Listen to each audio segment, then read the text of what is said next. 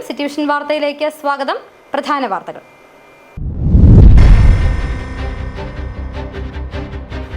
ഭൂനിയമ ഭേദഗതിയുടെ ചട്ടത്തിൽ ഇടുക്കിയിൽ വാദപ്രതിവാദങ്ങൾ മുറുകുന്നു. വ്യാപാരികളും സ്വതന്ത്ര കർഷക സംഘടനകളും UDFും പ്രതിഷേധം ശക്തമാക്കുന്നു. പ്രതിരോധം തീർത്ത ഇടത് സംഘടനകൾ.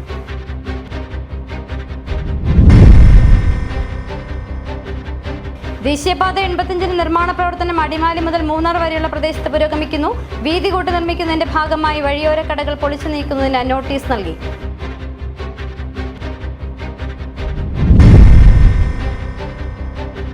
ആലപ്പുഴ DYSP മധുബാബുവിനെതിരെ വീണ്ടും മർദ്ദന പരാതി. നടപടിയെടുക്കാതെ പോലീസ്. 2022 മധുബാബു തൊടുപുഴ DYSP ആയിരിക്കെ ഹൃദ്രോഗിയായ വ്യക്തിയെ ആക്രമിച്ചു എന്നാണ് കേസ്.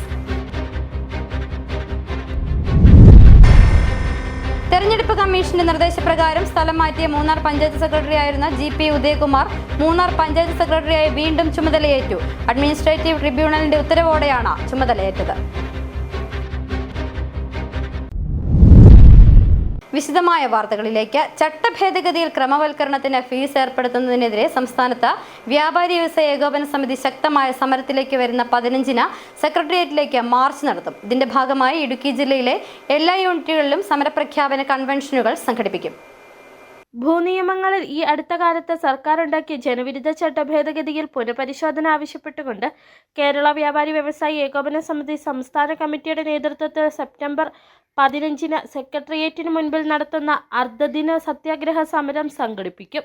സമരത്തിന് ഐക്യദാർഢ്യം പ്രഖ്യാപിച്ച വ്യാപാരി വ്യവസായി ഏകോപന സമിതി രാജാക്കാട് യൂണിറ്റിന്റെ നേതൃത്വത്തിൽ നാളെ രാവിലെ 10:30-ന് രാജാക്കാട് വ്യാപാര ഭവൻ ഓഡിറ്റോറിയത്തിൽ സമരപ്രഖ്യാപന കൺവെൻഷൻ നടത്തുമെന്ന് ഭാരവാഹികൾ വാർത്താ സമ്മേളനത്തിൽ അറിയിച്ചു. പണിതിട്ടിരിക്കുന്ന കെട്ടിടങ്ങൾക്ക് നമുക്ക് നമ്പർ ലഭിക്കുന്നില്ല. അതിനൊന്നും ഒരു കാരണവും പറയാതെ, അതിനൊന്നും ഒരു തീരുമാനങ്ങളും ഉണ്ടാക്കാതെ നിലവിൽ നിയമാനുസൃതം പണിതിട്ടിരിക്കുന്ന മുഴുവൻ കെട്ടിടങ്ങളും ക്രമവൽക്കരിക്കണമെന്ന് പറയുന്ന മുടന്തൻ ന്യായം അവസാനിപ്പിച്ചുകൊണ്ട് ഇതിന് വേണ്ട ഭേദഗതി ചെയ്ത് നിലവിലുള്ള പണിയാനുള്ള കെട്ടിടങ്ങൾക്ക് നമുക്ക് പെർമിറ്റുകൾ അനുവദിക്കുകയും നിലവിൽ പണിതിട്ടിരിക്കുന്ന കെട്ടിടങ്ങൾക്ക് നമുക്ക് നമ്പർ കിട്ടുകയും ലഭിക്കത്തക്ക രീതിയിലുള്ള നിയമ ഭേദഗതി നടത്തി ഇടുക്കി ജില്ലയെ രക്ഷിക്കണമെന്നുള്ളതാണ് നമുക്കിതിനെക്കുറിച്ച് പറയാനുള്ളത്. ആയതിൻ്റെ ഭാഗമായിട്ട് സംസ്ഥാന കമ്മിറ്റിയുടെ തീരുമാനപ്രകാരം നമ്മൾ ഈ വരുന്ന 15-ാം തീയതി സംസ്ഥാന വ്യാപകമായിട്ടുള്ള സമര കൺവെൻഷനുകൾ നടത്താനായിട്ട് തീരുമാനിച്ചിരിക്കുകയാണ്. അതിൻ്റെ ഭാഗമായി 15-ാം തീയതി നമ്മൾ സംസ്ഥാന സെക്രട്ടേറിയറ്റിൽ ഉപരോധം നടത്തുന്നു. ഈ വരുന്ന 10-ാം തീയതി നാളെ രാജാക്കാട്ടിൽ അതിൻ്റെ ഒരു സമരപ്രഖ്യാപന കൺവെൻഷൻ രാജാക്കാട് മർച്ചൻ്റ് അസോസിയേഷൻ്റെ ഓഡിറ്റോറിയത്തിൽ വെച്ച് ജില്ലയുടെ ഏറ്റവും സമരപ്രഖ്യാപന കൺവെൻഷൻ ജില്ലാ വൈസ് പ്രസിഡന്റ് VS ബിജു അധ്യക്ഷത വഹിക്കും. ജില്ലാ പ്രസിഡന്റ് സണ്ണി പൈമ്പിള്ളി ഉദ്ഘാടനം ചെയ്യും. Working president KR Vinoda, vice president PM Baby, Dias Pullan, ജില്ലാ organiser Siby Kochuvellatt, unit secretary Sajimon Kottakkal, treasurer VC Johnson, vice president Benny Joseph, Rajakkad മതസൗഹാർദ്ദ കൂട്ടായ്മ chairman MB Sreekumar, convener father Mathew Karott Kochirakkal എന്നിവർ നേതൃത്വം നൽകുമെന്ന ഭാരവാഹികൾ വാർത്താ സമ്മേളനത്തിൽ അറിയിച്ചു. City vision, Rajakkad. ഭൂനിയമ ഭേദഗതി ബില്ല് നിയമസഭയിൽ പാസാക്കിയത് എല്ലാ കക്ഷികളും ഒരുമിച്ച് നിന്നാണ്.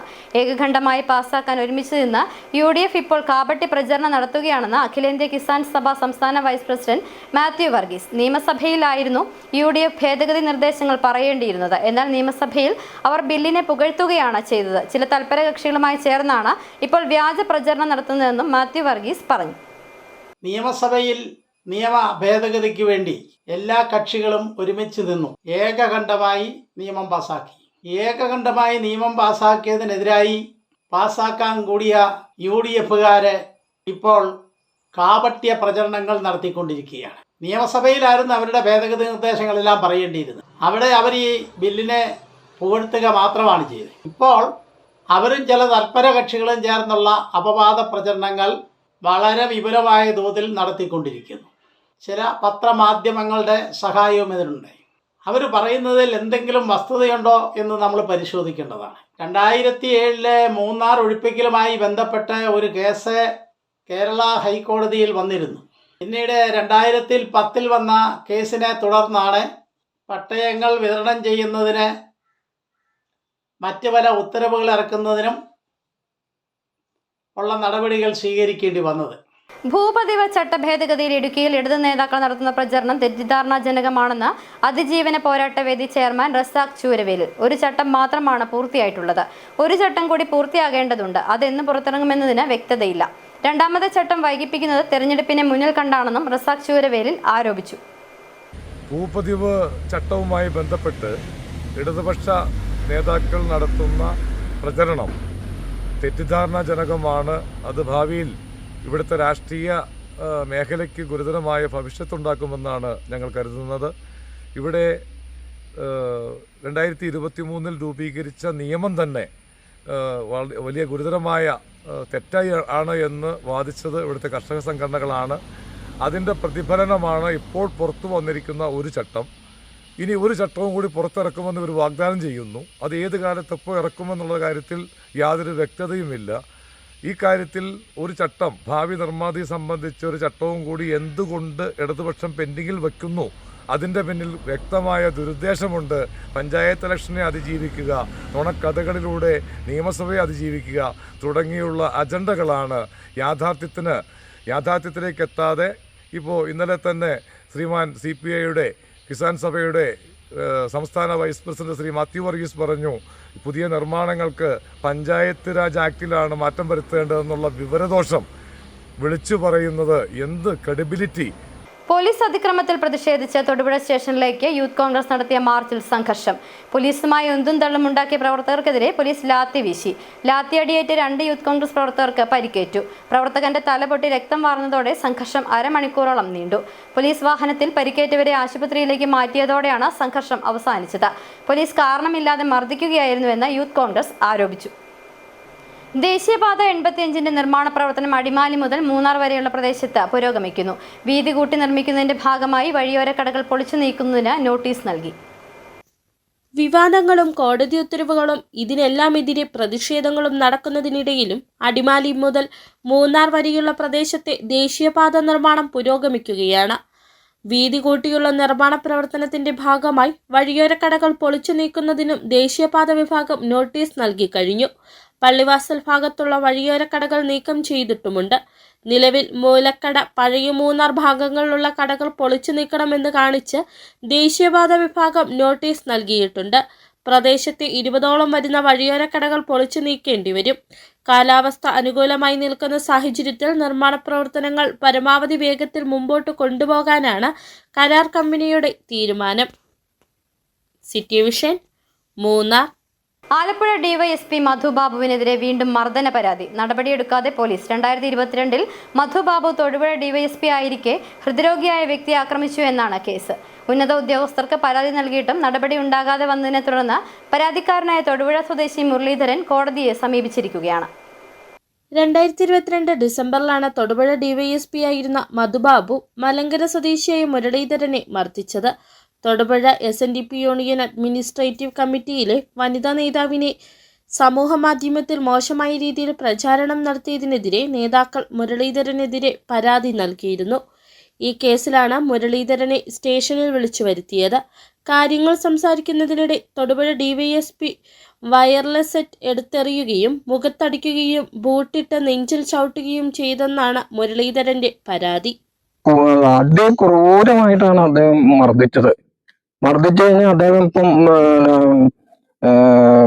ഞാന് ഇതെല്ലാം കഴിഞ്ഞിങ്ങനെ നടക്കുമ്പോൾ പല പ്രമുഖരും വിട്ട് ഈ പ്രശ്നം ഒതുക്കി തീർക്കണം എന്നും പറഞ്ഞ് സാമ്പത്തികമായിട്ട് നല്ലൊരു ഇത് തരാമെന്ന് വരെ പറഞ്ഞിട്ടുണ്ട്. മർദ്ദനത്തെ തുടർന്ന് മുരളീധരൻ ആശുപത്രിയിലെത്തിയെങ്കിലും മധുബാബു ഇടപെട്ട് ചികിത്സ തുടരാൻ അനുവദിച്ചില്ലെന്നും ആരോപണമുണ്ട്. കോട്ടയം മെഡിക്കൽ കോളേജിലെത്തിയാണ് മുരളീധരൻ തുടർ ചികിത്സ നടത്തിയത്. മധുബാബുവിനെതിരെ സംസ്ഥാന പോലീസ് മേധാവിക്കും ജില്ലാ പോലീസ് മേധാവി പരാതി നൽകിയിട്ടും യാതൊരുവിധ നടപടിയും ഉണ്ടായില്ല. തുടർന്ന് മുരളീധരൻ കോടതിയെ സമീപിക്കുകയായിരുന്നു. കേസ് തീർപ്പാക്കാൻ ഉന്നതർ മുഖാന്തരം മധുബാബു ഇടപെടൽ നടത്തിയെന്നും മുരളീധരൻ പറയുന്നു. കേസിൽ നീതി വേണമെന്നാണ് മുരളീധരന്റെ ആവശ്യം. City vision, Thodupuzha. ഇടവേള.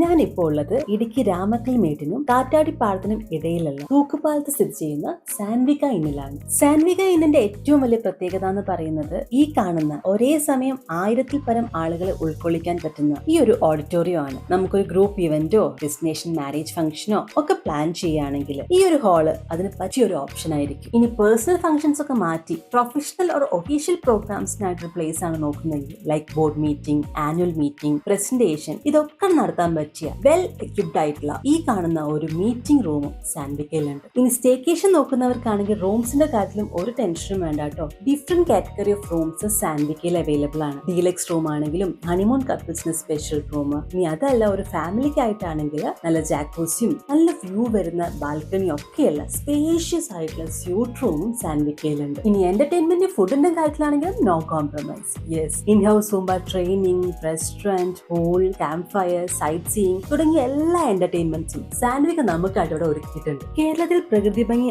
ആസ്വദിച്ച് ഒരു destination event or staycation plan ചെയ്യുകയാണെങ്കിൽ അതിന് പറ്റിയ ഒരു ഇടമാണ് ഇടുക്കിയുടെ മടിത്തട്ടിൽ സ്ഥിതി ചെയ്യുന്ന സാൻവിക ഇൻ. അപ്പൊ എങ്ങനെ അടുത്ത ട്രിപ്പ് സാൻവിക്കയിലോട്ട് പ്ലാൻ ചെയ്യല്ലേ? ആദ്യമായിട്ടായിരുന്നു അവൾക്കൊരു സമ്മാനം വാങ്ങാൻ പോകുന്നത്. പക്ഷേ അവളുടെ ഇഷ്ടങ്ങളൊക്കെ മറ്റൊന്നായിരുന്നു. എനിക്ക് നിറവേറ്റാവുന്നതിലും അപ്പുറം.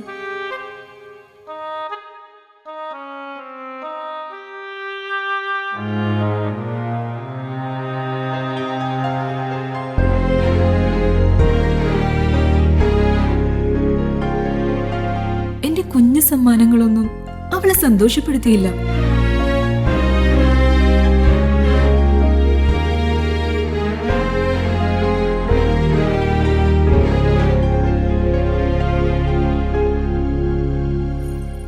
അപ്പോഴാണ് അവൾക്ക് നേരെ ആ കൈകൾ നീളുന്നത്. അന്ന് അവളുടെ മുഖത്ത് കണ്ട ചിരി അതൊരു വിശ്വാസത്തിന്റെ പാരമ്പര്യമാണ്. നിങ്ങളുടെ സ്നേഹം പോൽ പരിശുദ്ധമായ സ്വർണം വിശ്വസ്തയോടെ Alunkal jewellery, NH road, Adimali. ഞങ്ങൾ നഗരമധ്യത്തിലല്ല, ജനമധ്യത്തിലാണ്. സ്ത്രീ സൃഷ്ടികളിൽ ഏറ്റവും പരിശുദ്ധയായ ഒന്ന്. ആ പരിശുദ്ധിക്ക് നിറം കൂട്ടുന്ന ഒന്നാണ് അവരുടെ ആത്മവിശ്വാസം. അതിനാൽ ഞങ്ങൾ മനസ്സിലാക്കുന്നു, നിങ്ങൾ അർഹിക്കുന്നു KG's ജ്വല്ലറിയുടെ അതുല്യമായ ആഭരണങ്ങൾ. KG's ജ്വല്ലറി, കോട്ടയം കട, സിൻസ് 1950. പരിശുദ്ധ സ്വർണം വിശ്വസ്ത കരങ്ങളിലൂടെ. ആ ഷോപ്സ് കട്ടപ്പന, ചെറുതോണി, അടിമാലി, നെടുങ്കണ്ടം, രാജാക്ക.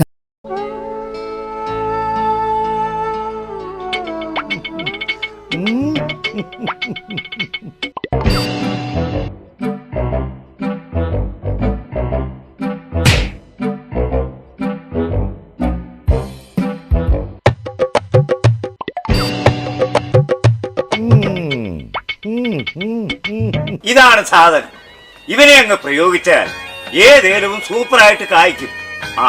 എല്ലാ പൂക്കളും കായാകുന്നതിന് ബെൻസാവൈറ്റ്, ചൊറിയില്ലാത്ത കായ്കൾക്കായി സൾഫോസ്, കൂടാതെ അമിൻഡ, ഹീര, ഡോറിസ്, വെൽവെറ്റ്. കർഷകന്റെ പ്രതീക്ഷയ്ക്കൊത്ത ഉൽപാദനം വർദ്ധിക്കാൻ വൈറ്റ്ഫീൽഡ് ഇന്റർനാഷണലിന്റെ ഉൽപ്പന്നങ്ങൾ ഉപയോഗിക്കൂ.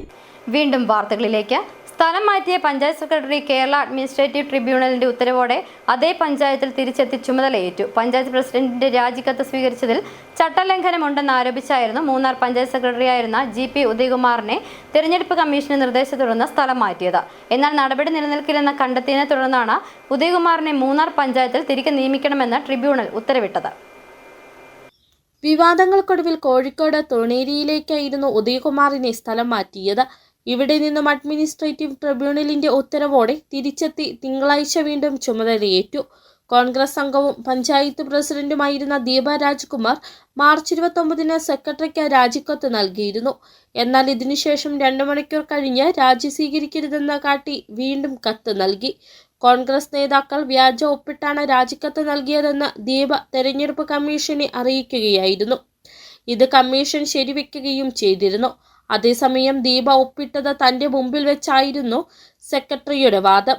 എന്നാൽ രാജി അസാധുവാക്കി പദവിയിൽ തുടരാമെന്ന് തെരഞ്ഞെടുപ്പ് കമ്മീഷൻ ഉത്തരവിടുകയും ഒപ്പം സെക്രട്ടറിയുടെ നടപടിയിൽ ചട്ടലംഘനമുണ്ടെന്ന് ചൂണ്ടിക്കാട്ടി സ്ഥലം മാറ്റാനും നിർദ്ദേശിക്കുകയായിരുന്നു. ഇത് ചൂണ്ടിക്കാട്ടിയാണ് സെക്രട്ടറി കേരള അഡ്മിനിസ്ട്രേറ്റീവ് ട്രിബ്യൂണലിൽ പരാതി നൽകിയത്. തുടർന്നാണ് ഓഗസ്റ്റ് 13 സെക്രട്ടറിക്കെതിരായ നടപടി നിലനിൽക്കില്ലെന്നും തിരികെ മൂന്നാർ പഞ്ചായത്തിൽ നിയമിക്കണമെന്നും ട്രിബ്യൂണൽ ഉത്തരവിട്ടത്. City vision, Munnar. ഓണക്കാലം തൂക്കിയെടുത്ത് ഹൈറേഞ്ചിലെ ബീവറേജ് ഔട്ട്ലെറ്റുകൾ. തൂക്കുപാലം ബീവറേജിൽ 44 മണിക്കൂറുകൾ കൊണ്ട് വിറ്റഴിച്ചത് 1,11,00,000 രൂപയുടെ മദ്യം. ജില്ലയിൽ ഏറ്റവും കൂടുതൽ മദ്യവിൽപ്പന നടത്തിയത് കട്ടപ്പന ബീവറേജ്. ആഘോഷനാളുകളിൽ കേരളത്തിലെ മദ്യവിൽപ്പന എക്കാലവും റെക്കോർഡ് സൃഷ്ടിക്കാറുണ്ട്. എന്നാൽ അതിൽ നിന്നെല്ലാം വ്യത്യസ്തമായ റെക്കോർഡാണ് ഇത്തവണ ഇടുക്കി ഹൈറേഞ്ചിലെ തൂക്കുപാലം കട്ടപ്പന ഔട്ട്ലെറ്റുകൾ നേടിയത്. ഒരു ദിവസം 11 മണിക്കൂറാണ് ബിവറേജുകളുടെ പ്രവർത്തനം. 44 മണിക്കൂറുകൾ കൊണ്ട് തൂക്കുപാലം ബിവറേജിൽ വിൽപ്പന നടത്തിയത് 1,11,00,000 രൂപയുടെ മദ്യമാണ്. കഴിഞ്ഞ വർഷത്തെ അപേക്ഷിച്ച് 20 ലക്ഷം രൂപയുടെ വർധനവാണ് ഇവിടെ മാത്രം ഉണ്ടായത്. റെക്കോർഡ് മദ്യവിൽപ്പനയിൽ ഇടുക്കി ജില്ലയിൽ 2ാം സ്ഥാനമാണ് തൂക്കുപാലം ബിവറേജിനുള്ളത്.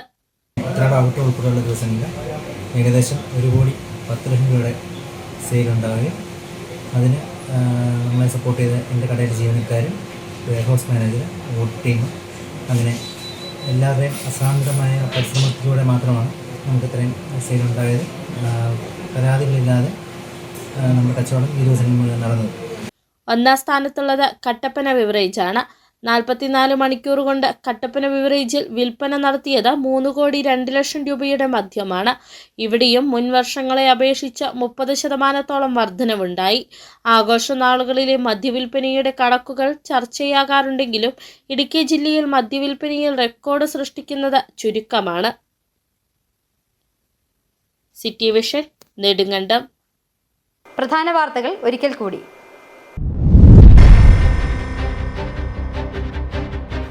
ഭൂനിയമ ഭേദഗതിയുടെ ചട്ടത്തിൽ ഇടുക്കിയിൽ വാദപ്രതിവാദങ്ങൾ മുറുകുന്നു. വ്യാപാരികളും സ്വതന്ത്ര കർഷക സംഘടനകളും UDFും പ്രതിഷേധം ശക്തമാക്കുന്നു. പ്രതിരോധം തീർത്ത ഇടത് സംഘടനകൾ.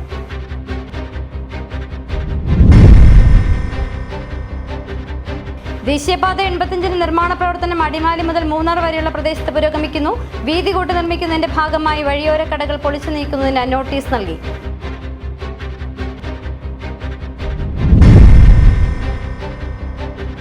ആലപ്പുഴ ഡിവൈഎസ്പി മധുബാബുവിനെതിരെ വീണ്ടും മർദ്ദന പരാതി. നടപടിയെടുക്കാതെ പോലീസ്.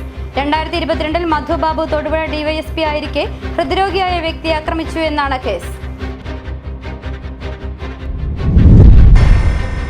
തെരഞ്ഞെടുപ്പ് കമ്മീഷന്റെ നിർദ്ദേശപ്രകാരം സ്ഥലം മാറ്റിയ മൂന്നാർ പഞ്ചായത്ത് സെക്രട്ടറിയായിരുന്ന GP ഉദയകുമാർ മൂന്നാർ പഞ്ചായത്ത് സെക്രട്ടറിയായി വീണ്ടും ചുമതലയേറ്റു. അഡ്മിനിസ്ട്രേറ്റീവ് ട്രിബ്യൂണലിന്റെ ഉത്തരവോടെയാണ് ചുമതലയേറ്റത്. ഇതോടെ വാർത്താ ബുള്ളറ്റിൻ പൂർണ്ണമാകുന്നു. നമസ്കാരം.